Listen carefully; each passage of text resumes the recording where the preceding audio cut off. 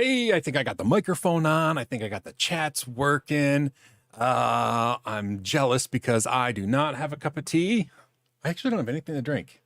I guess that's the thing that I failed this week. I'm not ready with tea or anything to drink. So if I start to get parched halfway through, I don't know.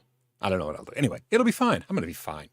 So, yeah, pants are not mandatory. And I know that, I'm only recording my top half, but if I were to like stand up and go get something, you'll be thankful that I did a pants check. So, anyway, hope everybody's doing incredibly well today here in Northern Michigan. It is very rainy. It's been raining for a couple days, and that's always a little unsettling because, when it rains for more than like 3 days here, our basement floods, and that's just not cool. I just don't enjoy that. So anyway, yes. Yeah. If I didn't wear pants and I stood, yeah. And, you know, I'm a 40-something-year-old YouTuber. Nobody wants to see me walk around in my, what a risky business impression, right? Nobody wants to see that. So anyway, what's happening in, the world of, my office? If you follow me on Twitter or anything, you'll know that I've been planning to build just a little workbench where my television used to be, and it's over there where you can't see. And I did forget the to get another camera going so that I could actually point to it. But I'm going to try to record myself building it. I ended up going, so I thought, oh, am I going to get like a butcher block, like a hardwood butcher block, and it's like a couple $100s for a nice one, or if I got one of their seconds, which I think just means it has some imperfections, it was going to be like 130 bucks or something for just like a 5 foot wide or 5 foot long thing. What I'm going to do though, is I'm just going to get two 10-foot 2x8s. You know what? I assume that lumber is measured in different ways in other countries, because 2 inches by 8 inches is very American sounding, and even worse, they're not actually 2 inches by 8 inches. A 2x8 here in the US, that's like our lumber, like 2x4, 2x6, 2x8, 2x10, 2x12. You know how wide the board is.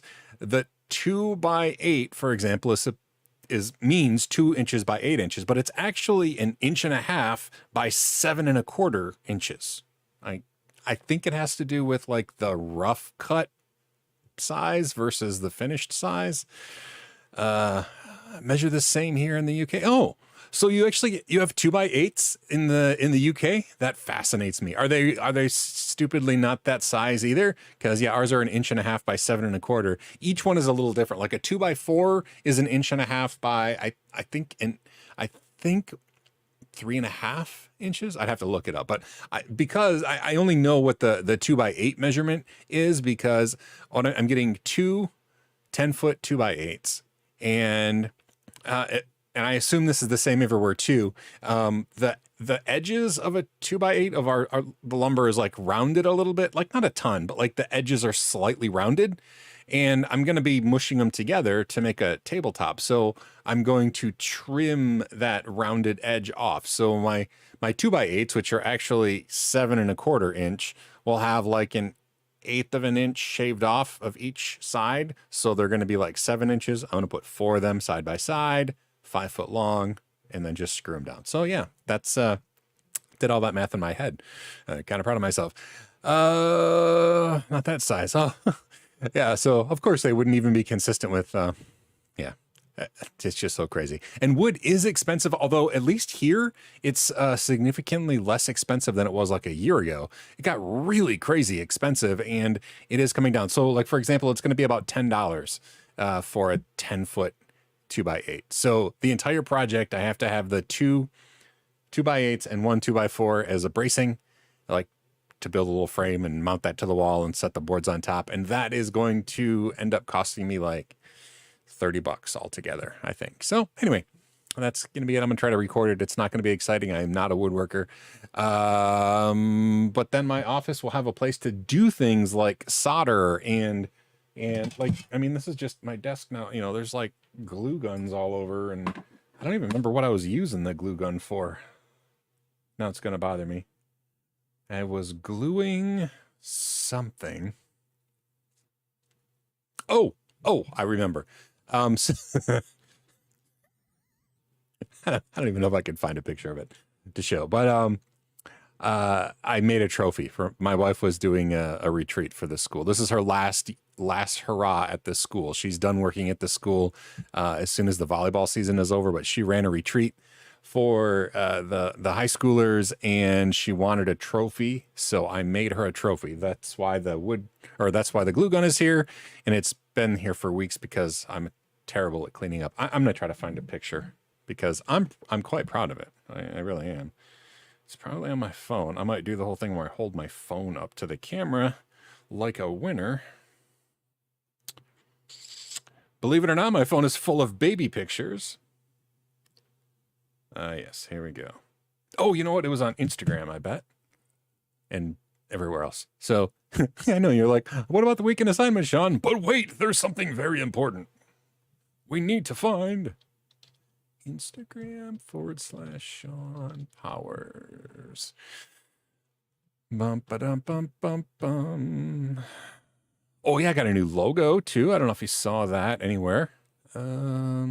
Baby picture, baby picture, baby picture, baby picture. Here we go. All right, this is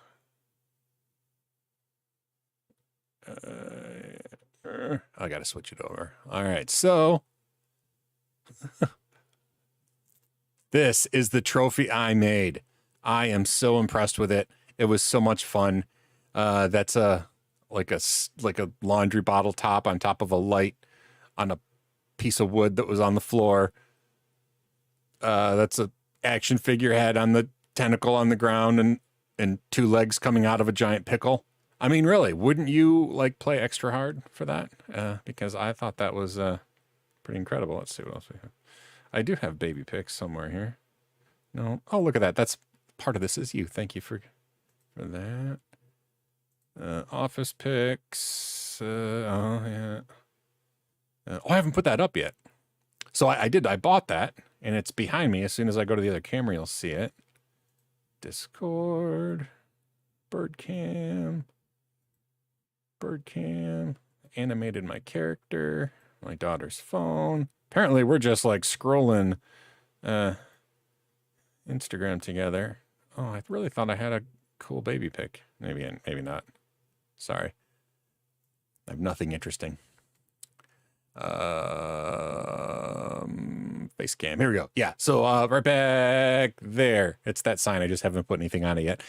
Anyway, squirrel. Yeah. Well, okay. Steven is just about right here. And I take an afternoon ADHD medicine booster in 20 minutes. So that means my ADHD medicine is well worn off by now. So lots of squirrels everywhere. Mason, good afternoon, evening. Yeah, okay. We get it. I'll try to show baby pictures before we're done. Anyway, let's get to the assignment, right? Before I forget what that's all about. And the assignment was just to troubleshoot a script. Sorry, it's going to be a little messed up as all right. Hopefully everybody can hear me good. Down here, I got to remember to look at this camera.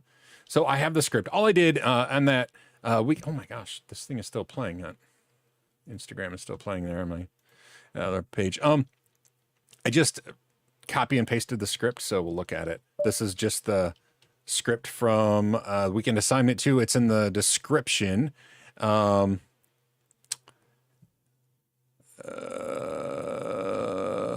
The assignment. I just mean the weekend assignment script. The assignment of making a statue. That's, yeah, someday. Oh, man, yeah. Make your own awesome trophies. But anyway, this is just the script that was in that weekend assignment, which is in the description of this live stream.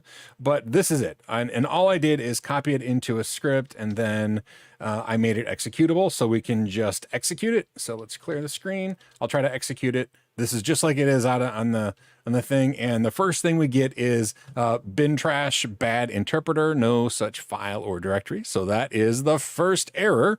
And if we look in there, we can see that it's because of this first line. And you know what? I'm not going to use this. I'm going to use nano.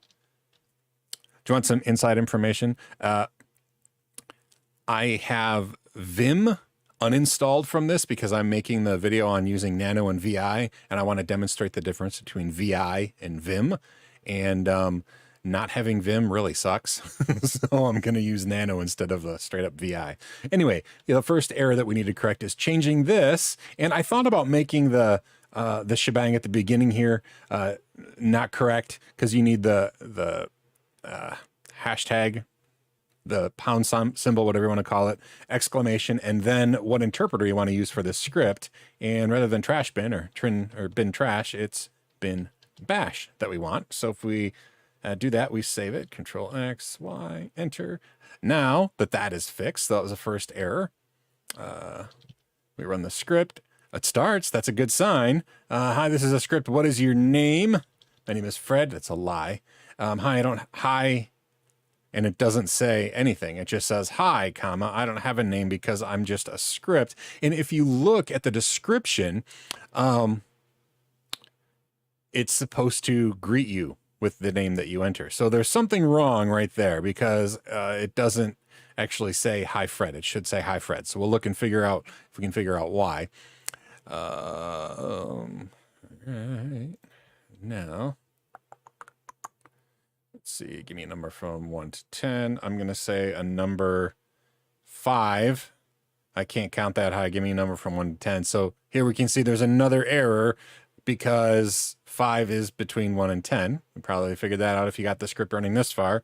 No matter what we put here, it's going to keep an infinite loop forever, no matter what we say. So Control C, and then we'll edit the script again.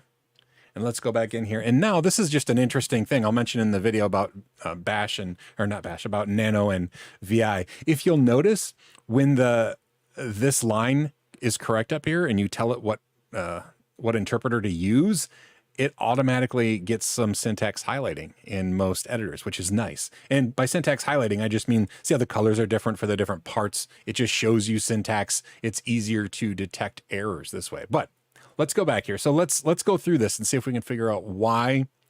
First of all, oh yeah, and Shane got it. Shane got it. I'm gonna put it up there. I know Shane's not the only one that got it. Read name, remove the $sign. Yes, because when you read in a variable, when you're assigning a variable at all, you don't use the $sign in front of it. That is only for when you're referencing it. And so down here, gotta be on this computer. Down here, read, it should just be name, not $sign name.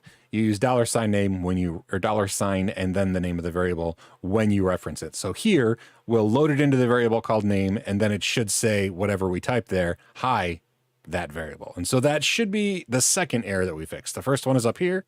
The second one is right here. And now the third and fourth are very, very closely related. Okay. And you may count this as just one, because you could say, well, the error is that they're switched. And yeah, that's what Mason is getting at right now. The LE and the GE, greater than and less than, are switched. I counted this as 2 errors in my count to 5, because what happens down here, it says, okay, give me a number from 1 to 10. And then it reads the number, and it does it correctly, right? I didn't put that $sign in front. I just had that single error up there. But read num down here. So it reads in the number, or it reads in, the camera's down here, sorry. It reads in whatever it is you enter there. And then it does an if statement with multiple conditions, okay? And this does get a little bit crazy. But basically what it says is, if the number entered is less than or equal to 1, well, that doesn't make sense. We don't want it to be less than or equal to. We want it to be greater than or equal to 1. All right, so we should say greater than or equal to 1. I'll talk about this in just a second. So just ignore that part for right now. And then we do the ampersand, ampersand. It means and. So both of these have to be true in order for the if statement to be true. So if it's greater than or equal to 1 and the number entered is, well, we don't want it to be greater than or equal to 10. So that should be less than or equal to 10. Then break. So if it lies between 1 and 10, break. And what break does is it takes us out of this endless loop, because this while true, true is always true. So this test condition will mean it's an infinite loop forever unless we break out of it. And so then if these two things are met, it breaks out of the while loop, and then it goes right to the line after the end of it. So it goes, this is the beginning, this is the end. And so then it goes right to here and says, cool, I can count to num, which is the number that we gave it up here. Watch. Now, first of all, let's just make sure that this part works right, okay? So I counted this as 2 errors. So this is our first error up here, our second error that we corrected here, third error, fourth error. Is everybody with me? I'm going to save this now. I don't use nano often. Control X. There we go. Yes. Script.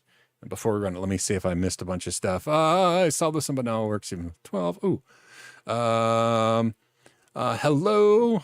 Absolutely. Pardon me. Thank you for watching.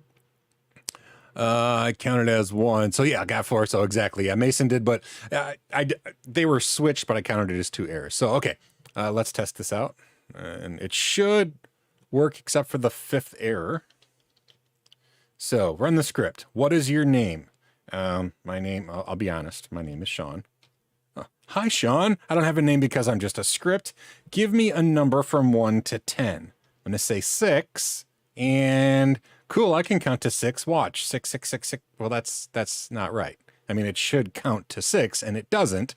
And so we have one more error to fix. So let's go back and see if we can figure out why, instead of counting from 1 to 6, it just did that 6 times. I mean, at least it did it 6 times. I guess there's that. Well, let's go down. We'll see. All right. So this is a for loop. Remember, we've gone through here, and if the number, oh, you know what? Next time, have me put a number greater than 10 just to show that it will go back. But anyway, we put a number in there, then it broke out of that. It came right down to here. It said, cool, I can count to 6 in our case, and then a for loop for X in, and then this gives us a sequence of numbers. If you do sequence and then 1 and then the number, it will just count out 1, 2, 3, 4, 5, 6 in our case. And so basically this ends up being for X in 1, 2, 3, 4, 5, 6, do, and it does this loop all those times. So it does it 6 times. The error, of course, is that what we echoed was the num variable, which is 6, which is what we entered up here.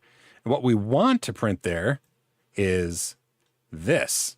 That's the variable that iterates every time, right? So we would change this. Where's my cursor? There we go. If we change this to X, now the first loop, since it's a sequence of 1 to the number, the first loop, it should be 1, and then the next one, it should be 2, 3, 4, 5, 6. And then this should be the 5th and final error. And I am still going to talk about this in just a minute, but let's make sure that this works. I'm going to save this. I'm going to clear the screen. I'm going to run script. What's your name? I'm going to lie and say my name is Bob. Hi, Bob. I don't have a name because I'm just a script. Give me a number from 1 to 10. I'm going to say 11. I can't count that high. Try again. Give me a number from 1 to 10. I'm going to say 26. Do you see a problem here?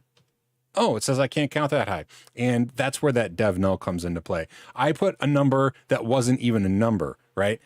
The word 26 is a string variable, so it would cause an error as we are comparing it like greater than or equal to or less than or equal to. It's just going to say that's not valid, okay? But in this case, it just said I can't count that high. Give me a number from 1 to 10. I'll say 9. And now it should count from 1 to 9. And sure enough, cool, I can count to 9. Watch, 1, 2, 3, 4, 5, 6, 7, 8, 9. Hopefully that makes sense to everybody. I'm going to put this on the screen while I look at the comments. And hopefully, here, I'm going to scroll down just a little bit so it all fits on the screen.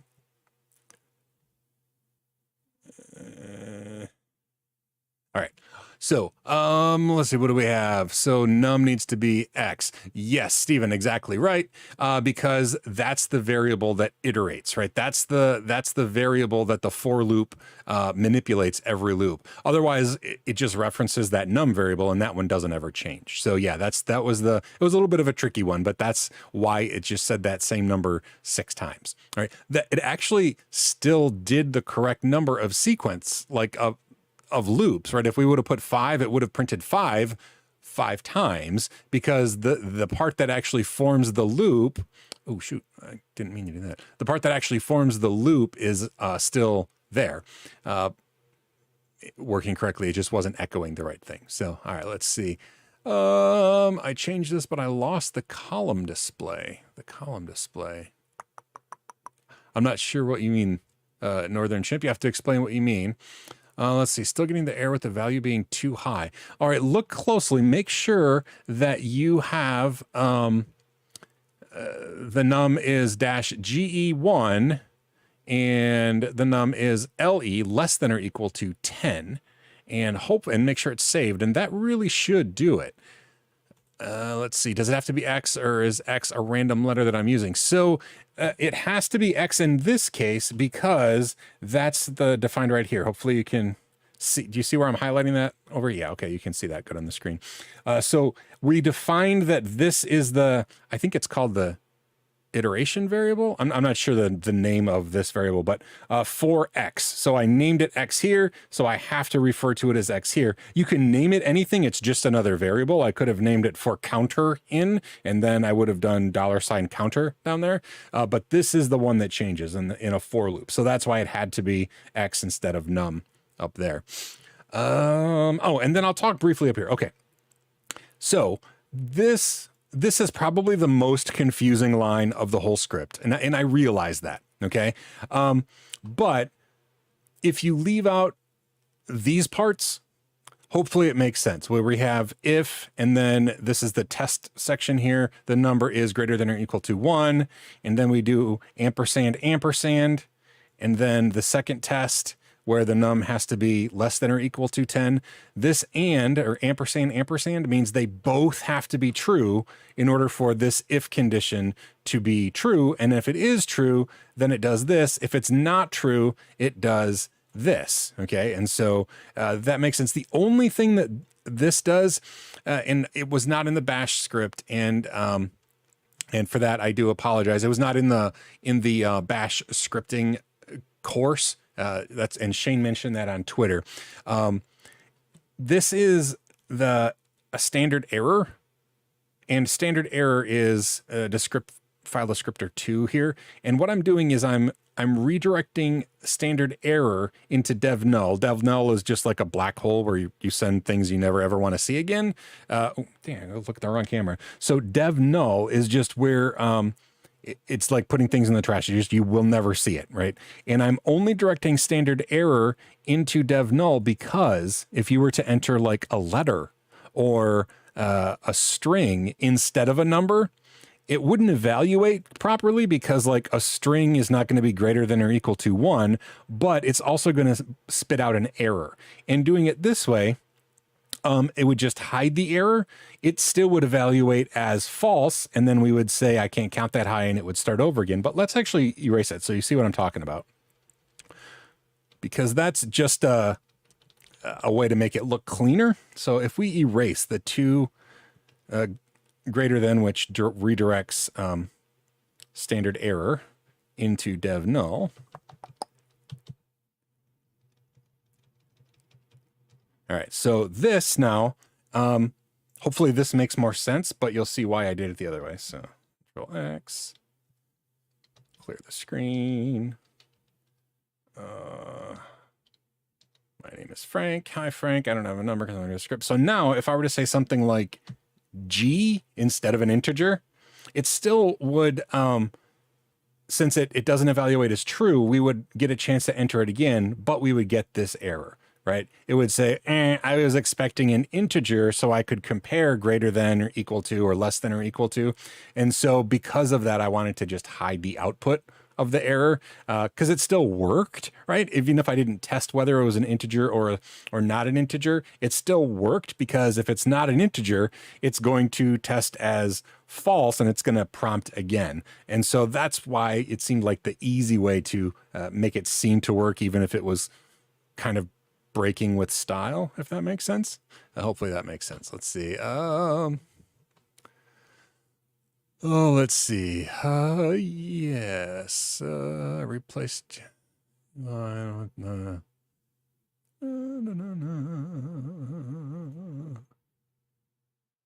Oh, okay. The column of numbers going up and down. Okay, I understand. Oh, wait, I'm sorry. Apparently YouTube thought Northern Chimp was posting profanity or something, because put him in comment jail. But anyway, yes. And so that's what would happen with the sequence of 6? It would just so you probably got 1 2 3 4 5 6 1 2 3 4 5 6 1 2 3 4 5 6 every time in there. I guess that would have given you that would have, I guess, proven the script could count to that number. It would have just done it that many times in the loop. So I guess, yeah, that could be an alternate solution. So yeah, way to game the system there. And yes, it puts a standard out. Well, so if you just do the greater than symbol, if we would have just done greater than into dev null, it would put standard output into dev null. But since I did the number 2, that is the file descriptor for standard error. And so standard error goes into dev null. By default, both standard output and standard error will show up on the screen. And so I wanted any errors to go into dev null. So 2 greater than means like redirect file descriptor 2, which happens to be standard error, into dev null so we don't see it. So close, but it's just standard error instead of standard output. And it was spaces. Oh, didn't have spaces next to, yeah. And so it's funny too. So like inside the brackets, I assume, I'm pretty sure that one, like if you do double brackets, I think that one maybe doesn't need spaces. I don't remember. It's all weird syntax stuff, and it changes from shell to shell. Like bash is pretty consistent, but anyway. Yeah, that would have done it. So hopefully fixing that fixed it. Let's see. Oh yeah, and sorry, I was all correcting you and you'd already corrected yourself. So yeah, standard error to dev null, exactly. So that when you put in the wrong input, and hopefully it makes sense why I felt that was a decent solution. I'll just really quickly again, let's go back in there, because if you put in a letter here or a character or a string or something other than an integer, it's going to evaluate as false, right? Because a string is never going to be greater than or equal to 1. That just doesn't make sense. So it's not going to be true.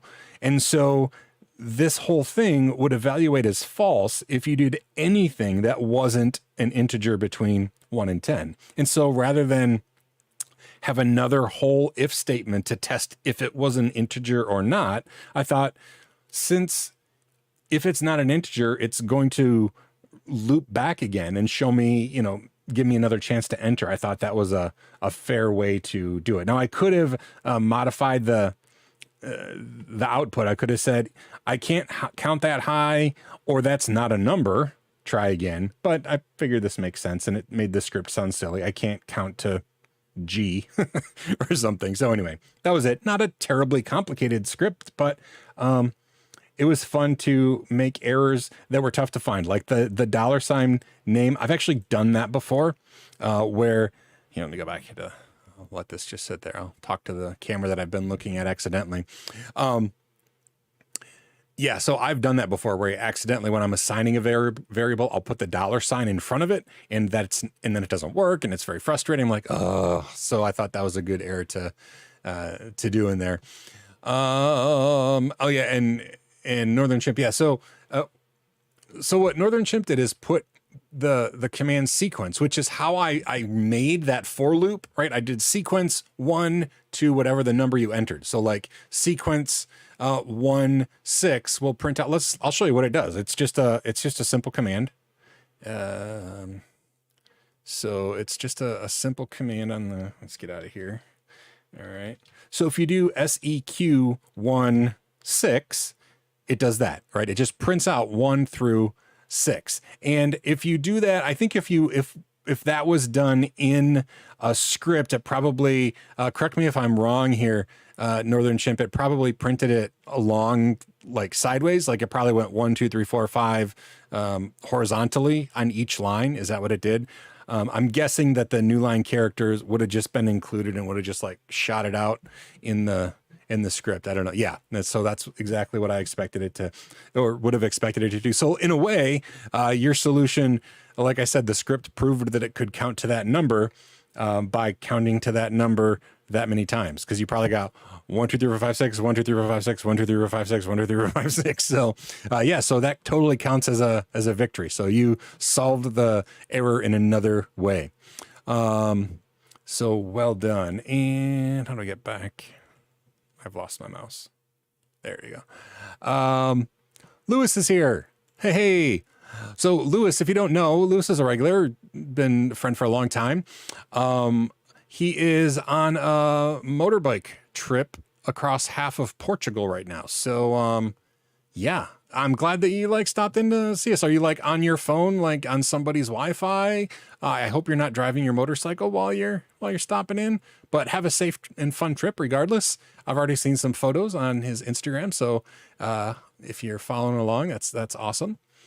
Let's see. There's error. Yeah. And again, the nice thing about scripting is, kind of like Northern Chimp did, fixing an error sometimes means you just rewrite the logic so it does what it's supposed to do in another way. And that's totally fine as well. Do more assignments. I will. So I am going to keep doing these, and Shane, I'll put up a Shane comment on Twitter, mentioned that, didn't know how to do the stuff that the assignment was talking about. And I'm like, oh, look at the bash playlist on the YouTube channel. That should show everything, but it did not talk about, like standard error, standard output, standard input, file descriptors, that sort of a thing. And so my goal, and this was inspired by Shane, is that when I create the assignments that I release on Friday, I'm going to have, I don't know what the assignments are going to be, but I want to have references to specific videos where I talk about the concepts in the assignment. So I'm going to try not to make an assignment that I haven't actually taught stuff on, so that I can refer back and say, okay, if you're struggling, these videos should, send you in the right direction as far as being able to solve the problem or come up with a solution. And I don't know what they're always going to look like. It was fun to actually have a buggy script to fix. So I would expect that we'll see buggy scripts again in the future, because that was fun for me too. On my phone. Oh, good. Lewis is on his phone in the hotel. He's not driving down the street in Portugal, watching a live stream. That would be dangerous. Oh, and Dev Null. Oh, that was another one, Shane. Oh, yeah. So I'll really have to think through all the things that are in an assignment, because yeah, Dev Null is a concept. I'm sure that was in Linux Essentials, but that's like pointing you at like, hours and hours and hours of course materials, probably not very kind. So I'll try to point out specific videos that are going to be helpful. Wow. 300 kilometers in a day. That's a long, that's quite a ways on a motorbike. So, but cool. I hope it's been fun. I hope you have good weather. It's raining here. And that would not be fun on a motorcycle. Lots of fun. Good. I didn't know what to do about live streams, to be quite honest. I wanted to make them more than just sit down and chat and catch up. Honestly, I shamelessly really enjoy just the live stream talking and stuff, but having a purpose, especially for part of it, is awesome. And yeah, it's fun. So I'm going to definitely keep doing that. Elbic 1. Oh, wow. Sitting for, sorry, forgive my Americanness here, but this is October 14th, right? That's 1410 would be October 14th. That's not long from now. So that's awesome. No, are you doing both tests. I think LPIC 1 is still 2 tests, right? Have you done one, or is this the first one? Or are you going to try to do both at once? That seems like a long, painful day. So either way, I hope that goes well. Lewis, it's been around 25 degrees Celsius. Very pleasant. Thank you for that clarification. Because again, my brain can't figure out what 25 Celsius is as far as comfort level goes. Other things I can kind of estimate, but man, temperature, because it's not a linear conversion between Celsius and Fahrenheit, it just messes with my head. I just cannot, I could not tell you if that's hot, temperate, or wear a winter coat weather. I have no concept of how warm that is. So anyway, but I believe you that it was a nice day. Yes. And yeah, the LPIC 1, I haven't taught LPIC 1 specifically in a number of years. I think the LPIC 1 course at CBT Nuggets is still me. It might not be. I know that, oh, sorry, that's my email notification. I know that they do have, like, one of the trainers, actually a friend of mine, John, is now doing some Linux stuff for them. So that's awesome. He's, I think, doing LPIC too. I don't have access to CBT Nuggets courses anymore, but yeah, John, he's in Scotland, and I'm very jealous of his really cool accent, but he appears to be doing LPIC 2 now. So I wish him the best there. All the 20s in Celsius are pleasant. Okay. You know what? I'm going to make that part of my mental canon as far as like figuring out Celsius degrees. I appreciate that. Oh, and Damien's going to do the first one, 101. That's awesome. Yeah. I couldn't imagine doing both of those tests at once. Now, Linux Plus covers roughly the same material as all of LPIC 1 in one test. It's a long test, but it is nice to have one and done. Can I ask why I don't have access to CBT now? Yeah. I'm sorry. Yeah. I'm no longer a trainer at CBT Nuggets. I haven't worked at CBT Nuggets in, let's see, I've worked for Adept, which was their next delivery platform, for probably 6 months, maybe. So, and then it's been 18 months since I was no longer there in November. So close to 2 years. I haven't worked for CBT Nuggets. Yeah, so no, I haven't been making training for CBT Nuggets for like 2 years, which honestly is part of the reason that I'm now on YouTube. I really miss making videos and making training videos. Now I get to give them away, and that's pretty cool. So, yeah, I'm still, actually, it's funny. My day job is still working for the owner, just a totally different company now and stuff, and no hard feelings towards CBT Nuggets, and tons of the people there are still really close friends of mine. Like John, for example, I do honestly wish him the best. That wasn't sarcasm. So, anyway, yeah, that's it. So, well, I don't know if you're the better for it or not. We'll see. No, I enjoy it though. I really do. And, yeah, it's actually, I look forward to the day maybe that I can do it full time. We're not there yet, but, I see that on the future, in the horizon someday. So we'll see. Oh, yes, absolutely. I don't think there are any jobs that I've left where I didn't leave on good terms. I left the school district I was working at. I was like the technology director for like 12 years, and I left to go to a university because my kids were going to get college tuition out of it. So they totally understood. And then I left that position at the university to work for CBT Nuggets, actually. And they totally understood because it was a big pay increase, and we couldn't sell our house. Oh my goodness. So I live in, well, I mean, towns aren't going to be much to anybody, but I live in northern Michigan. I lived in a little town called Indian River, and that's where I was a tech director at a local school district. And we owned a house there. We moved down to Grand Rapids, which is about 4 hours south of there. And I worked at a university in Grand Rapids, but we could never sell our house back in Indian River. It was a really bad seller's market for homes. And so we were down there for a year, still paying for a mortgage in Indian River, plus paying rental on a house down there. And when I took the job at CBT Nuggets, it meant we could move back to the house that we still owned and not pay rent and mortgage. So yeah, that's how I ended up back up in northern Michigan. Anyway, now you know more about my life than you probably intended. Bum, bum, bum, bum. Once for me, 2 weeks in, told me to. Oh, oh, oh, that's rough. Don't have a budget for backup tapes. That's just misery just waiting to happen. Yeah, for sure.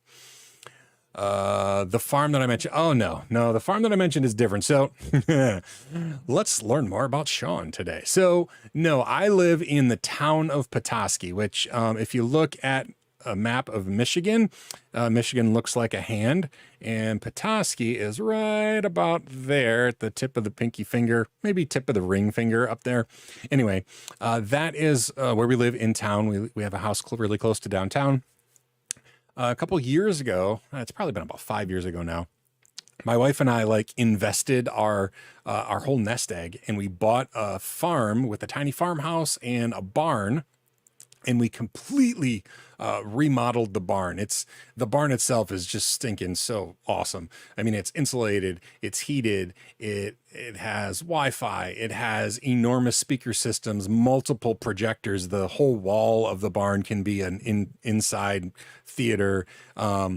Big speakers for microphones and guitars and a mixer board and just everything in there, because we started a ministry with our kids. Our kids are adults now, but and the county that the farmhouse is in and the barn is in shut down the ministry because it wasn't a commercially zoned property. Long story. So now we own a farm with a kick butt barn that is just so awesome that we're not allowed to use for anything other than, like our own family, whatever we want to do. So we still have a farm, and oh yeah, Lewis, be safe. Have a great trip.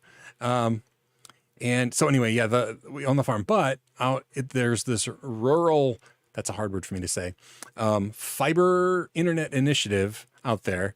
And I was able to get commercial grade, full gigabit fiber internet to the farmhouse. And I got 5 static IPs, like I said, business class, which means I'll repair it really quickly and it gets prioritized traffic. And so I have a little server rack in the farm with a battery backup and a big inverter on the wall. And that's where I run most of the services. Like all my websites are on there. Everything basically runs on my server right there. I have a bunch of Proxmox servers in high availability, or super high. What is it called with the highly converged mode? Whatever it is when you have Ceph, FS, and everything all working together. So I'm still using my farmhouse in that regard, but that's why we have a farm. And it's about a half-hour drive from here. It's in Brutus, Michigan, which is about the middle up here somewhere. Anyway, that's the whole story. What was the question here? Is a solution assignment be posted? Yeah. I mean, and the live stream itself will be posted too. So as soon as this is done, it'll be live. And yeah, maybe I can post the final script. I actually kind of screwed it up by taking out the dev null stuff. But I tell you what, I will post the final script in the what's that, Discord server in the channel there. If you're not in the Discord server, I mean, it's free. Just go to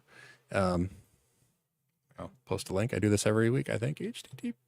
HTTPS snar.co Discord. Snar.co is just my shortening URL, but that'll take you to the Discord. I'll put the final corrected script in the weekend assignment channel there. So if anybody wants to see it.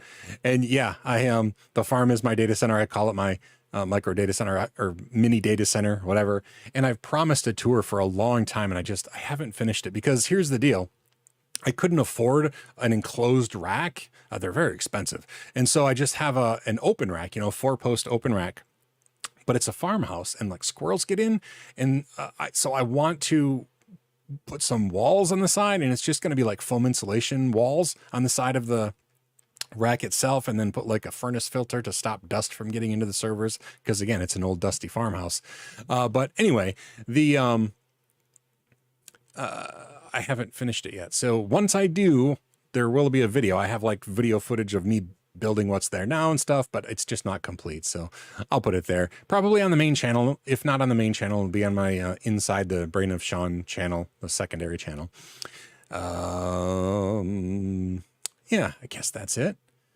So what else is, anything going on? I know the video did not go out this week. It's just been such a crazy week. At my day job now, I'm a sysadmin working on cryptocurrency stuff, which, whatever. But I have to learn a whole new ecosystem of crypto for validating coin transactions and staking and just all sorts of stuff that I have to learn and figure out. So that's why my week was incredibly busy. So anyway, Shane, yeah, if you've seen me talk about crypto in like on Network Chuck's podcast where like he interviewed me about my past, I like the idea of cryptocurrency, and I really like the idea of proof of stake instead of using, half the electricity on the planet for proving the blockchain. But I don't love the state of crypto right now. With there's just so many crypto bros, and NFTs were just such a frustratingly poor use case for the idea of non-fungible tokens. And so I don't know, I'm frustrated with the crypto world a little bit. So anyway, Damien, why I dyed my hair green. Yeah, I talked about it 2 weeks ago on the live stream, but yeah, the quick version is my daughter was a volunteer coach at a local school, volleyball coach, and she dyed her hair red. And the school told her that even though she wasn't getting paid, she's just a volunteer, they told her that she was no longer allowed to be a coach. She was an assistant coach, but she could no longer be an assistant coach because her hair was not naturally colored. And to make things worse, they said, no, you can still help at practice. So they didn't have a problem using her for free coaching, but she couldn't represent them in public. And I thought that sucked. So my hair is green out of solidarity with my daughter, who's an adult now, but still, I thought she was treated poorly for a silly reason. So anyway, that's why my hair is green. And I'll be honest, I kind of like it. I kind of like having colored hair. I know it seems silly, but I like it a lot more than I thought I would. So I'm not going to say that my hair won't be funky colors for the foreseeable future. So do any women have natural hair color these days? Yeah, it's a weird. She's allowed to have tattoos, and she's allowed to have she has like an industrial piercing, which is just like a spear through the top of her ear. And then she has they're not huge, but she has gauges in her ears, and she has multiple tattoos. All that's fine, but her hair was a bright red color, and that's just too much. Damien, there's a fair question. Do I get strange looks on the street? Yes and no. I was in the Tractor Supply store recently, which is, just what the name says, right? It's just like farming stuff. I was buying a shovel and a steel rod to dig up a septic tank because it needs to be done at the farmhouse. But anyway, I went in there, and there's I don't want to say redneck, but there's a certain demographic of people who wear camouflage year round and are very tough and very, and I made them uncomfortable. And when I smiled and I was friendly, it kind of made it fine for some people, but me smiling at some people made them even more uncomfortable. So I'm not sure what I don't know what happened there, but I got the most strange looks at a Tractor Supply store.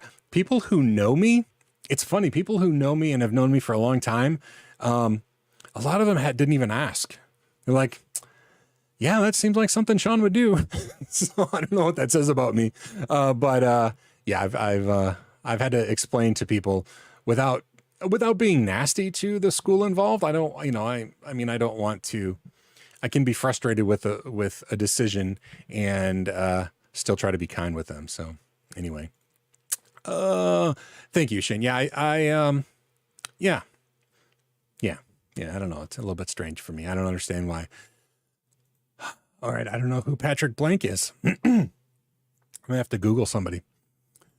See who that is. A friend of mine calls us type Gravy Team 6. Yeah, yeah. Yeah. Yeah. I mean, again, great demographic of folks in the, I assume you're talking about the Tractor Supply store. Yeah. I just made them uncomfortable, and that's fine. You know, that's why I smile. I'm a pretty nice guy. Me having green hair doesn't mean that I'm unpleasant usually. So, let's see what's going to be happening this week. This week, I am going to be building a workbench. That doesn't really matter to anybody except when I have a workbench. Like right now, I can't move my camera, but listen. Actually, I don't even know what that was. My desk is a heap of just horribleness right now. And when I try to do things like build super cool trophies, it all has to be like on my desk, and I have to move my Wacom tablet, and I have to, you know, it's just, there's no room to do stuff like that. And it's not ideal to have a drippy glue gun over top of my keyboard and my Wacom tablet. Anyway, so having a workbench is going to mean that I can do things like play with Raspberry Pis and, you know, set up soldering stuff over there. And I have a whole bunch of Home Assistant stuff that I want. In fact, I kid you not. Okay, I'm going to move this thing and this cheese wrapper and this printed out label and, oh yeah, right here. So there's a bunch of RF stuff for Home Assistant. Oh, crap's just falling now. RF stuff for Home Assistant where you can use really inexpensive sensors that are RF based instead of like Zigbee or Z-Wave. And I want to set up this bridge. I don't remember what it's called, but you can hook directly into a Home Assistant server and directly get those RF signals instead of going through MQTT. Anyway, I want to do that, but it's going to require soldering and stuff. And I need to have a workbench to do that. I have a soldering iron. I just don't have a place to do it. What is a Shopsmith Mark V? I don't know what that is. It sounds cool. I mean, Mark V, Shopsmith, these all sound like tool time type things. I'll have to look that up too. Oh, people like this gardener famous for inventing vertical wall gardens. Oh, he has green hair. Cool. Yeah, I don't have, I can't grow anything, but, but nonetheless, I have to look that up because, there's not a whole lot of people with green hair, although somebody, was it on, I think it was on Twitter. I think I was retweeted by a friend of mine, like Jim Wright Stone Kettle on Twitter. He got super famous. And he like retweeted me with green hair. And so gets a lot of interaction. And somebody else, like about my age, had green hair and like, oh, my brother. It was just funny to see somebody else having green hair. So anyway, yeah. In fact, my youngest daughter, who I dyed my hair to support, actually just called. I did not answer because it's the live stream, but I'm gonna text her so that Siri can read the text to her in her car.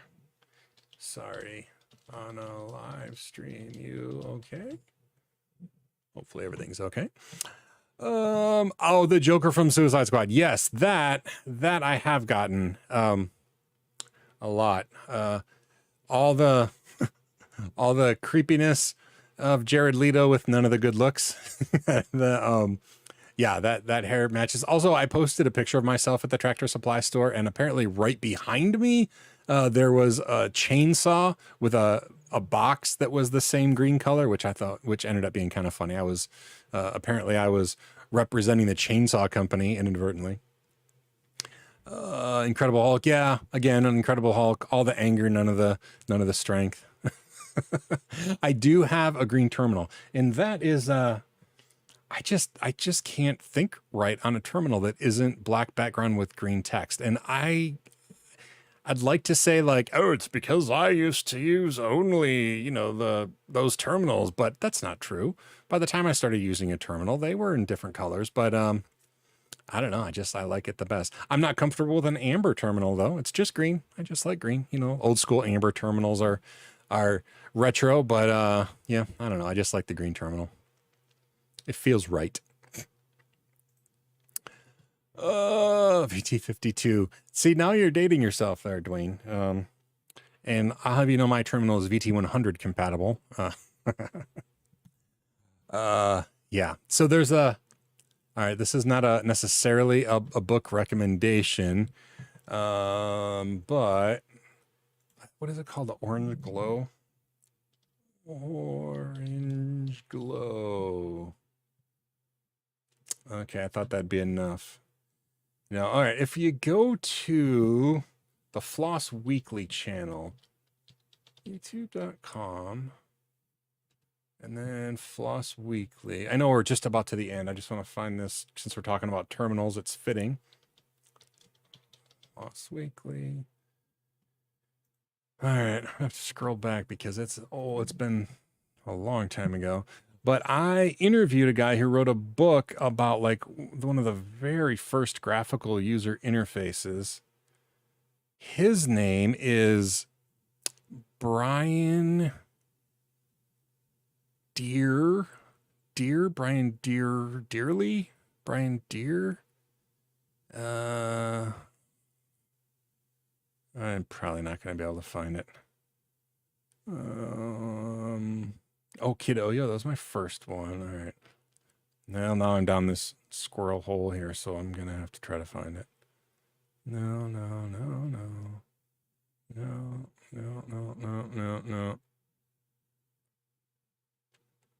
Maybe it's not here anymore because it was way before that. Wow, maybe it's not around now. Huh. Well, now it makes me even more curious. It's like called the soft orange glow or something. The friendly orange glow. Okay, yeah. So Mason, Brian Deere, the friendly orange glow. So it's a cool book. I didn't finish it. It's kind of a long book, but it's really cool because it's like one of the very first interfaces, and it's just a really cool book about how we developed interfaces at all. It's just fascinating. That part of it was just so cool. So yeah, Brian Deere, the friendly orange glow. He's Brian Storms on Twitter. But yeah, I really enjoyed that book, and it talks about orange, and it had an orange glow because of the technology glowed orange when it was used. I missed a couple here. I'm so sorry. Maybe a long answer. How did you get into training for CBT? Oh, how did I start? So I started training for CBT Nuggets in 2009. And like I said earlier, I left about 2 years ago. I left CBT about 2 years ago. But in 2009, it was the heyday of Linux Journal, the magazine. And I was a contributing editor, and like I answered letters to the editor. I had like 6 small columns at the beginning of each issue, and like I had a longer one, an actual column of my own. And then at the time we were also doing a lot of video for Linux Journal, and unfortunately the current owner, Slashdot, owns the rights now, and they took down the YouTube channel for all those old Linux Journal videos, which just makes me sad. But because I had been doing all sorts of reviews and just silly videos and everything else for Linux Journal, a friend of mine, Kyle Rankin, who you may or may not know, we're still really good friends, but he was approached by CBT Nuggets because he had written books, Linux books, and they approached him if he wanted to be a trainer. Making video was just not his thing. And he said, but I know somebody who likes to make video. And so Kyle Rankin referred CBT Nuggets to me. Actually, it was another person who was actually a talent scout for CBT Nuggets at the time. So third party, but they reached out to me. I did a demo. And then ever since 2009, I was doing it part-time. I don't remember when exactly I went full-time with them. It would have been like 2012, 13. I went full-time. But anyway, yeah, that's how I ended up at CBT Nuggets. I just got approached because of my Linux Journal videos and stuff. I haven't launched another basic editor. Basic. Okay, I'm going to try to remember. Beginner's all-purpose symbolic instruction code. Yeah, I pulled that one out. Pretty proud of that. I have no idea what NCR stands for, but I got basic, doggone it. Key punch though, that's impressive. I never did key punch stuff, I have to admit. I'm behind here. All right, and I'm just about ready to wrap up. So let's see. Terminal color to green with black background. Oh, I'm sorry if I had a bad influence on you, but I love green text and a black background. It just makes me feel cozy. Yeah, I never did punch card programming, I have to admit. I would like to write for websites. Being what's in my head on paper. Yeah, so, oh gosh, I had a friend, maybe it was just a work professional who wasn't, I didn't actually know, but somebody who had dyslexia, and they found that if they spoke the words into, I mean, at that point it was dragon speaking naturally, but there's tons of, voice to text stuff now. If they wrote, like if they said the stuff, they were able to get most of the things down, and then they could go back through and edit, the rough parts, or, make it sound better after the fact. But it's a thought anyway, Mason. I'm not saying that that'll work for sure, but for some reason they were able to verbalize it and then get the rough version, first draft on digital paper, and then they could go through and edit it after the fact to make it, what they wanted. But that's just a thought.